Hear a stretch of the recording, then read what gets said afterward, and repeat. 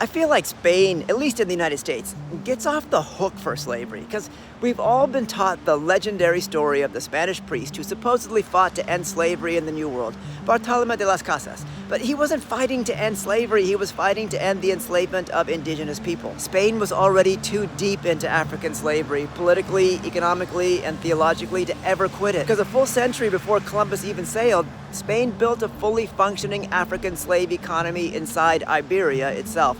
Port cities like Sevilla, Valencia, they were already trafficking Africans directly from West Africa.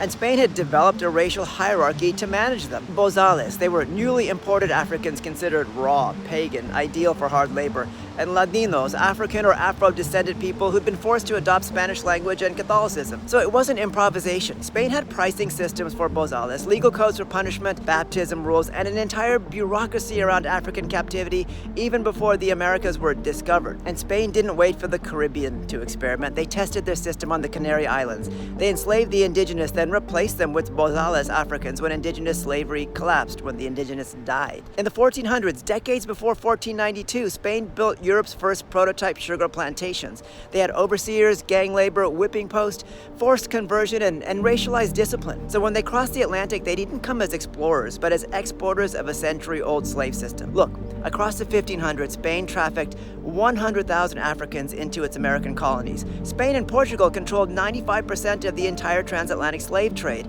Spain alone accounted for 40%, and before 1600, England, barely 2%, like a rounding error. Spain then distributed enslaved Africans across their imperial geography. Hispaniola, Cuba, Puerto Rico, Mexico, Colombia, Panama, Venezuela, Ecuador, Peru, and even the Spanish outposts in what's now the US, including St. Augustine, Florida. And unlike the later British model, Spain wasn't chasing one crop. They were building a diversified slave economy. This is the world Las Casas stepped into. Its campaign to end indigenous slavery was courageous, but it barely touched the African slavery system Spain had already perfected over a century before and embedded across two continents.